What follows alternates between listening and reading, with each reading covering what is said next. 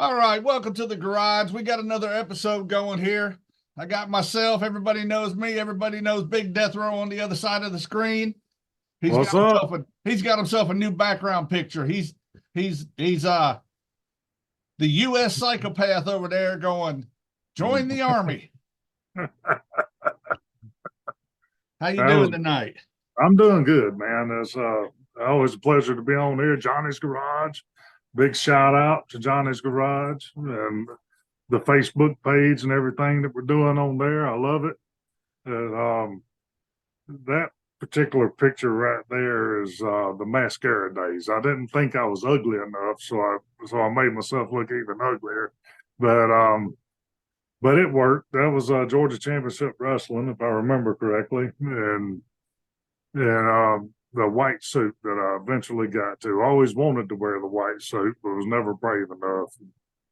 Finally got to the white suit days, and that was probably some of the best wrestling I ever did was in that suit. My question is, did that suit have a tie string? No.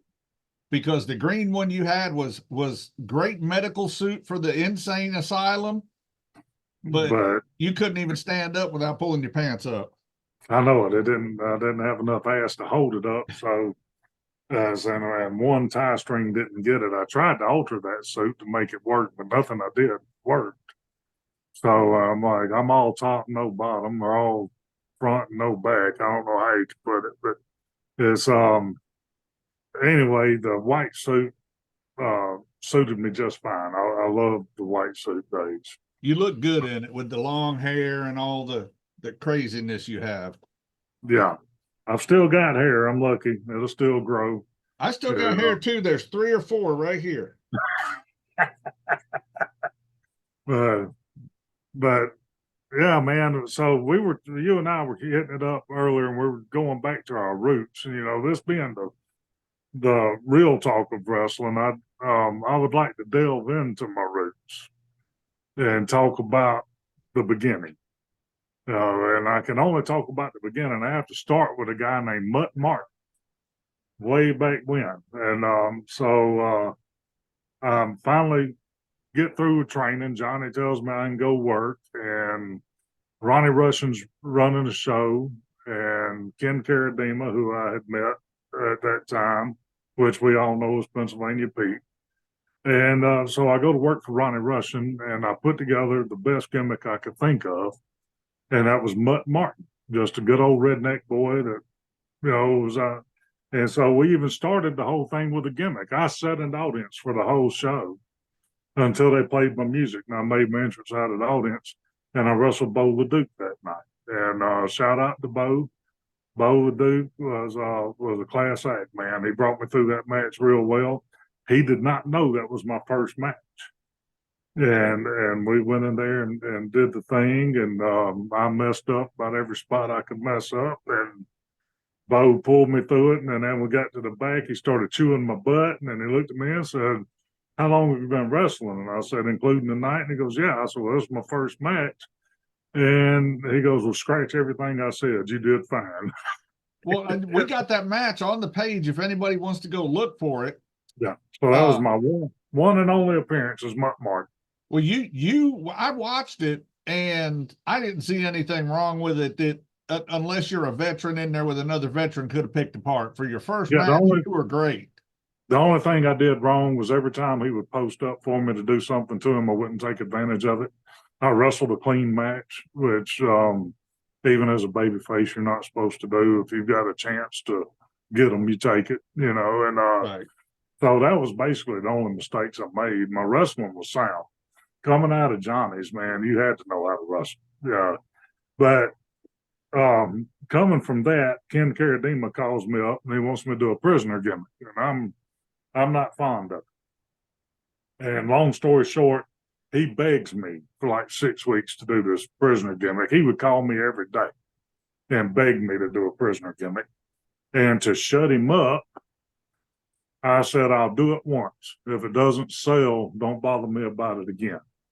And so we said it's another one of Ronnie Rush's shows. I think we're over in Sylacauga. And I put together the Deathrow gimmick. I got a jumpsuit, put Deathrow on the back, put a set of numbers on the back, and my numbers were I-810, U-812. I wasn't super serious about it, but I did put together a good gimmick, and I was serious enough about it to keep my word that I would try it. And but I didn't have a name. Nobody knew who I was. And so Ken had actually brought in a book about this thick with one-page biographies. Had a picture of either a rapist, serial rapist, or a serial killer. Had a picture of them and a one-page biography, man. And he flips through this book, I know, 2 times that night, calling out names. And I'm telling him, there's no way I will be named after a serial killer or a serial rapist. I'm not doing it. And he's going through this book wide open, trying to get me to pick a name.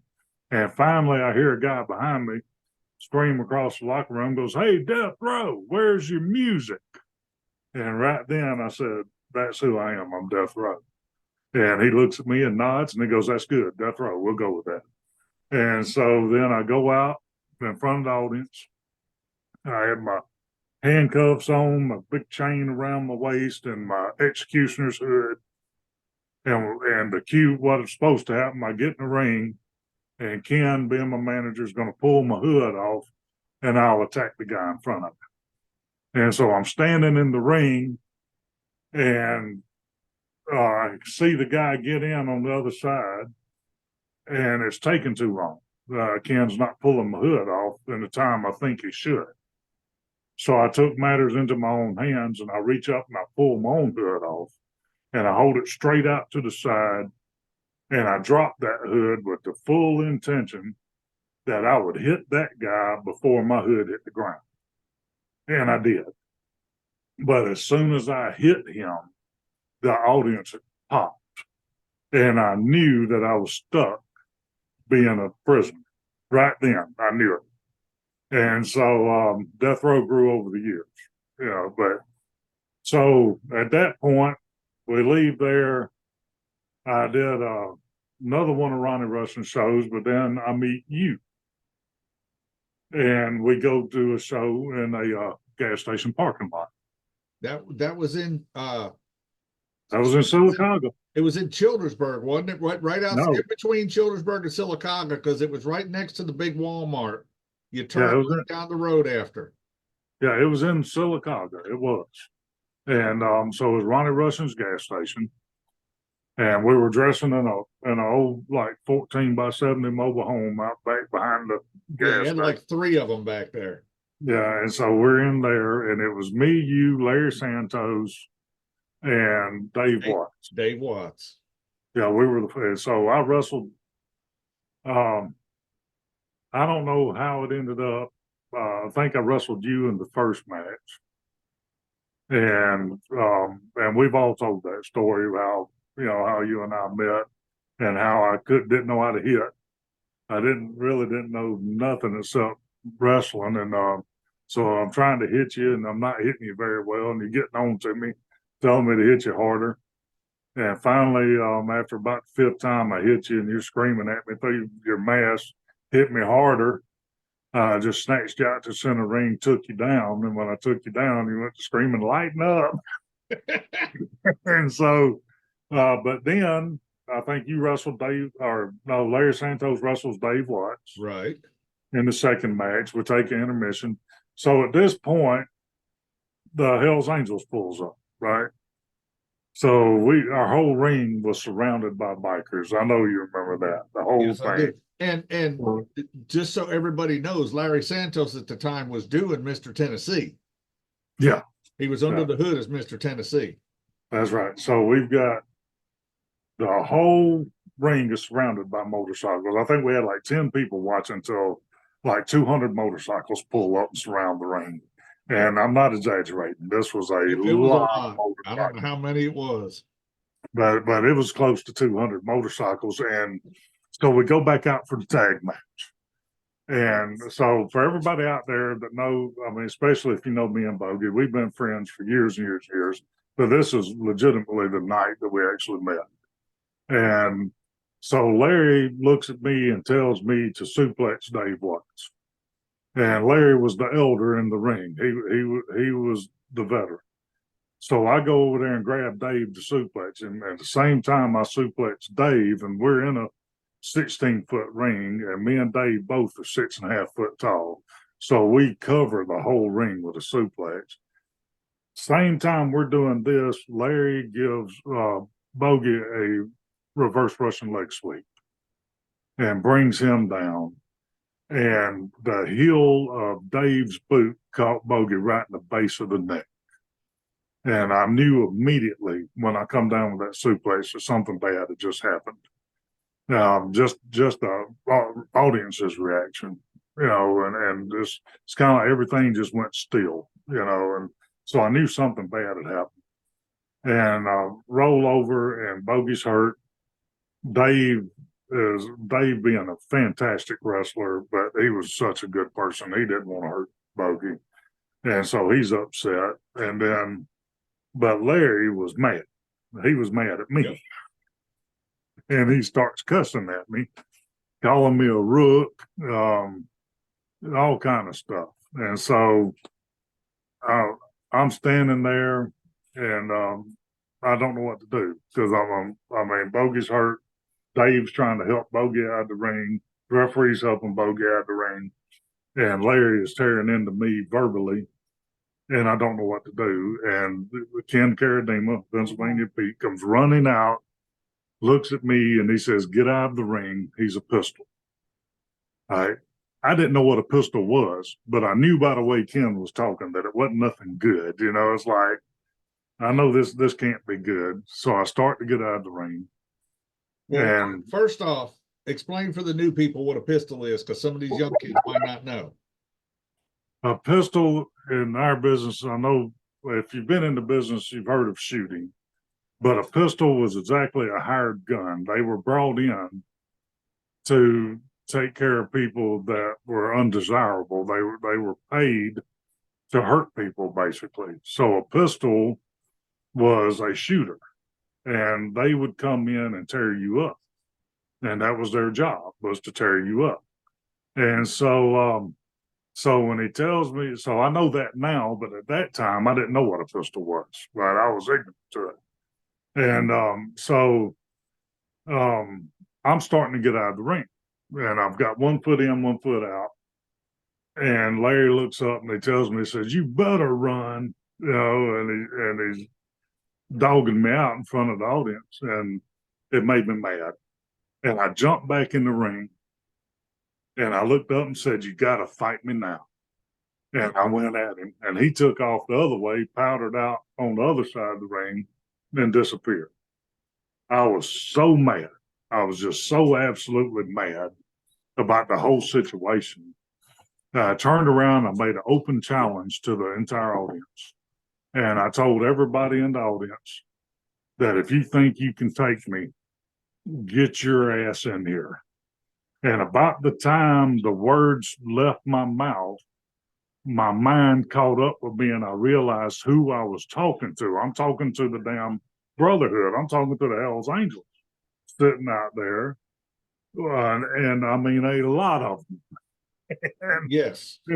And so on the inside, I was shaking like a leaf, dude. I was scared to death. But on the outside, I never showed any emotion, any fear. I'm just pacing back and forth in that ring. And all of them cranked their motorcycles and revved the engines up. And they were like, "Wow, wow, wow, wow." And then they made their motorcycles backfire. Pow, out there. And then they give me a thumbs up and a "You the man" chant. "You the man, you the man." And so Coming from the Hells Angels, I took that to heart. And after that, every match I did after that, I regaled myself as the man because I thought coming from 200 Hells Angels, I had earned it. Well, see, technically, that was the night Deathrow was born. Yeah, you're right. You had the prisoner gimmick and you had the name, but that was the night it was put to the test. That was the night that Deathrow was born. You're absolutely right. And so then Ronnie quit running.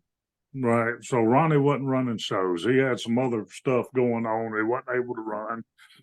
And I'm stuck in limbo. And so I went up to Piedmont, Alabama, with Frankie Barnhill, who was the original Flame for our old school people. They know him. New school people, he was the Flame, and he was respected, in the wrestling world, very respected. I don't want to use the word legend, but he was up there with a lot of them, And so he had put his time in.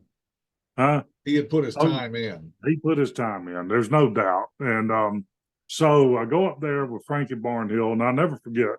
I drove 6 hours to get to the show, and when I walk in, Frankie don't know me. I don't know Frankie.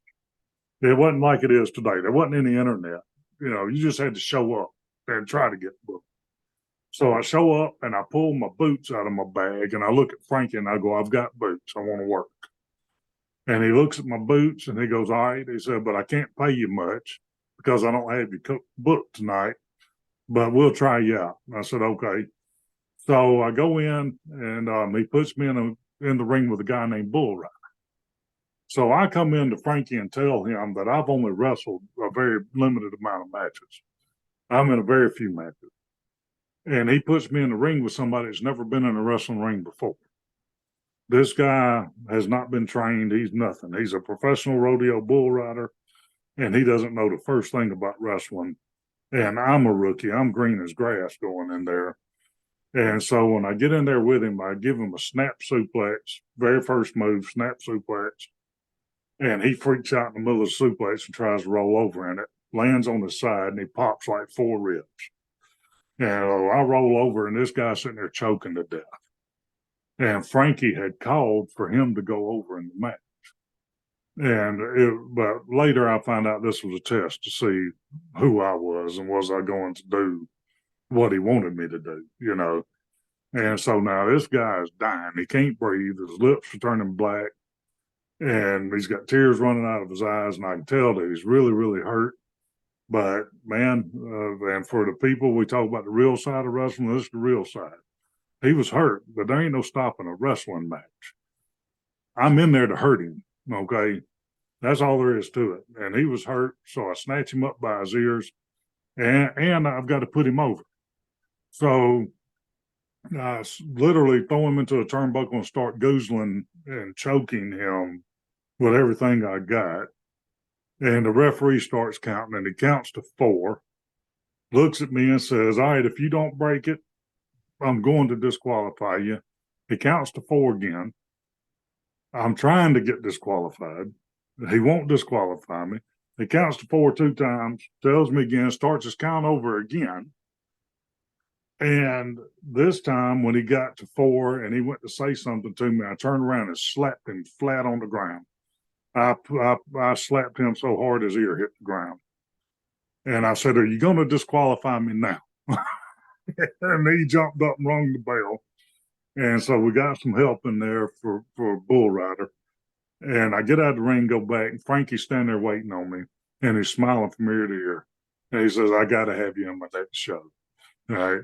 So then after that, I wanted to tell this story, and I think this is probably the end of this segment. I don't know, but I want to tell about this. So now I'm in my first, not even 10 matches yet, and I'm still up there in Piedmont with Frankie, and I've got to wrestle a guy named Big Bubba.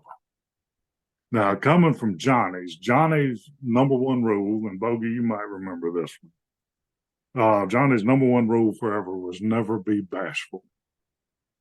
He would tell you fast, never be bashful. You use whatever you got to use. You do whatever you got to do, but do it. Don't ever be bashful. So I'm wrestling Big Bubba that night. Big Bubba was about 520 pounds. He was a big boy, my height, around 6'6". He had the good old boy redneck gimmick. He wore a cut off pair of overalls, no shirt, come out barefooted, come out to the redneck anthem. If heaven ain't a lot like Dixie, I mean, if that don't get a crowd going, nothing will, you know. And so I'm standing in the back at the door, getting ready to make my entrance. And Bubba comes over to me and he goes, in that big man, deep voice, he goes, "Ain't nobody ever body slammed me." I said, "I believe that. You a big old boy, you know." He said, "And it ain't going to happen tonight either." I said, "You think I'm going to strain my hemorrhoids picking your fat ass up?" I said, "Man, you're crazy," right? And so he walks off. The more I thought about it, the madder I got. I'm like, that son of a gun come over and disrespected me like that right before we go out for a match. And by the time I made it to the ring, I was hot. Boy, I was ready to go. And so Big Bubba makes his entrance. And when he gets in the ring, I run over, pick him up and body slam him. And then I snatch him up by his ears and I pick him up and body slam him again. And I patted him on the side of the face and I says, "That's so you know the first one was not an accident." And so we're wrestling along, working the match, and we get towards time limit, and this joker sits on my head. He's got that big old 500-pound belly sitting on my face. His feet are over my shoulders, and everything's right here in my face. And I hear him go, "I want to see you get out of this one." And so I grabbed him by the back pocket of those overalls, and I buried my face as deep in as I could get it. And I bit that son of a gun as hard as I could bite him. And he went to screaming, man. And I mean, scream, you hear the expression blood curdling scream. Well, this was it. He was screaming like you wouldn't believe. And he rolls off of me and he would scream and then he would throw up. And then his mama, who was just as big as he was sitting on the front row and she started screaming. So he would scream and throw up and then she would scream. So I found out later that when I bit him, that I actually caught him on one of his nuts. I wasn't aiming for it. I really wasn't. I was trying to bite him on the inside of his leg. I really was.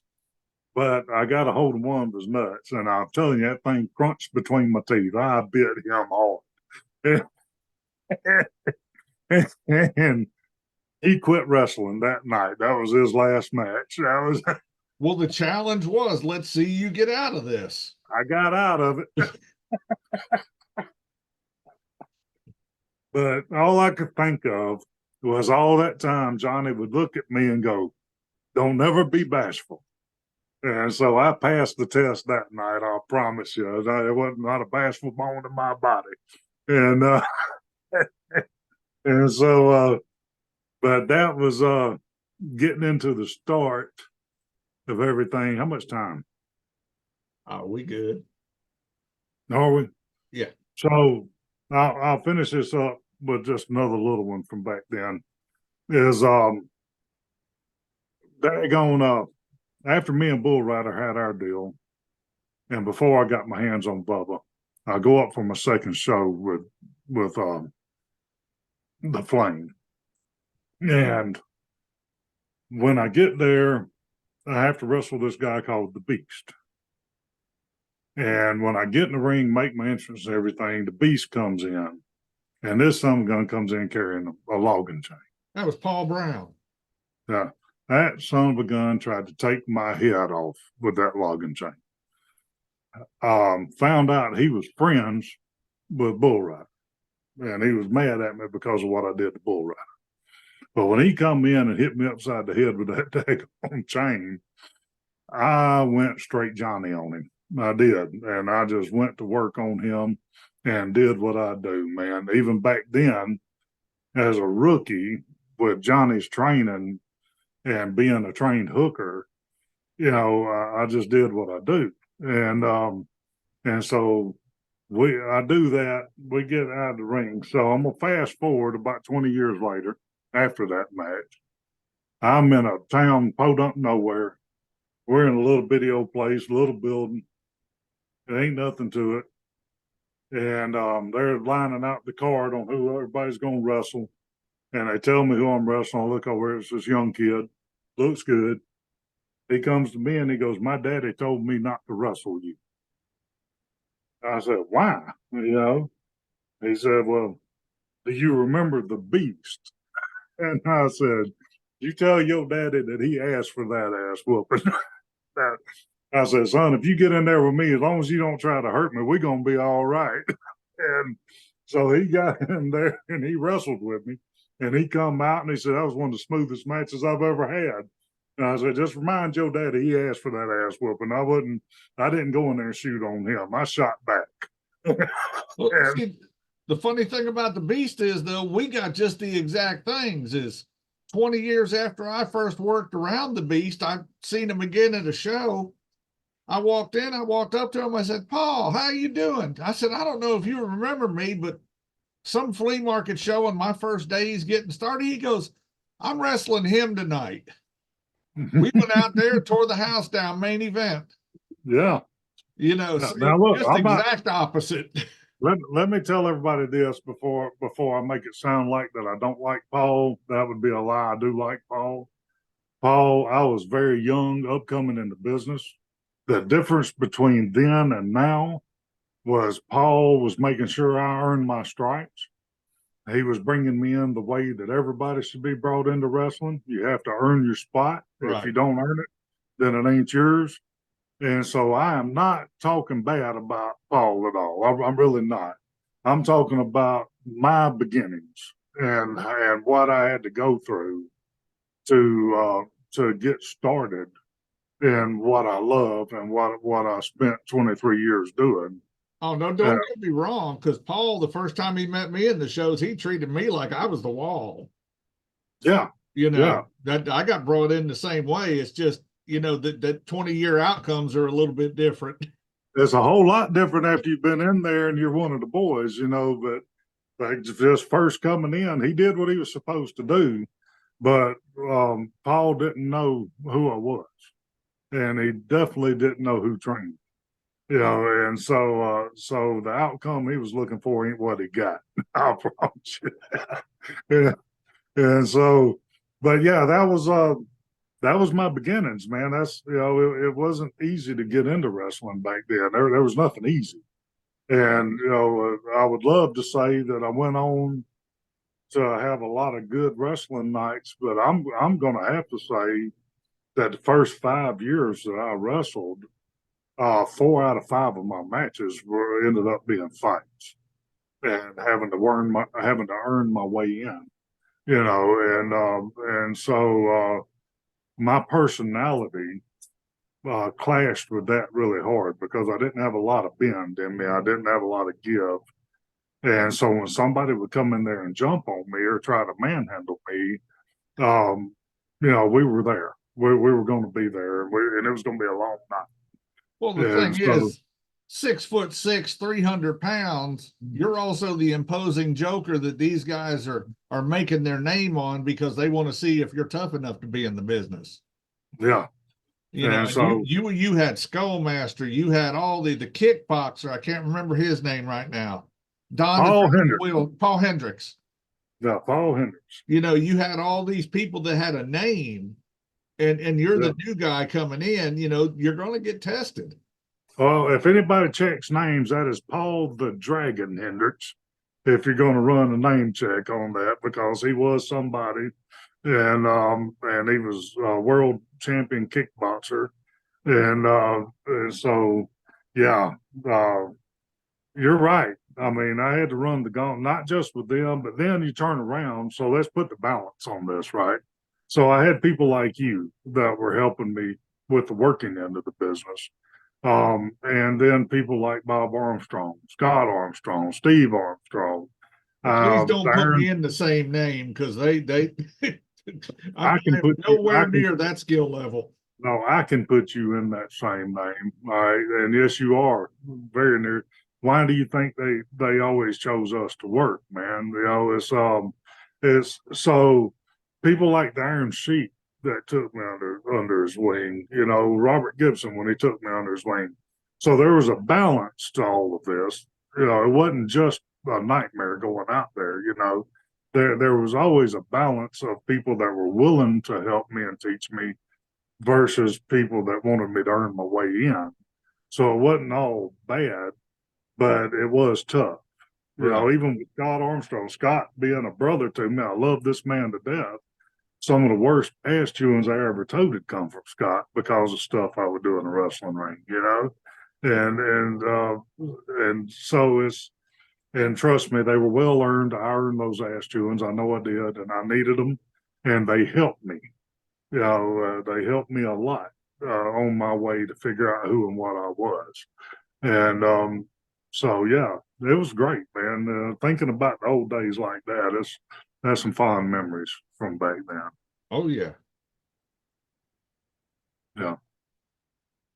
All right, we're going to take just a little bit of pause right here. I can edit this part out. All right. Yeah, pause it and let me run and go pee, man. All right, let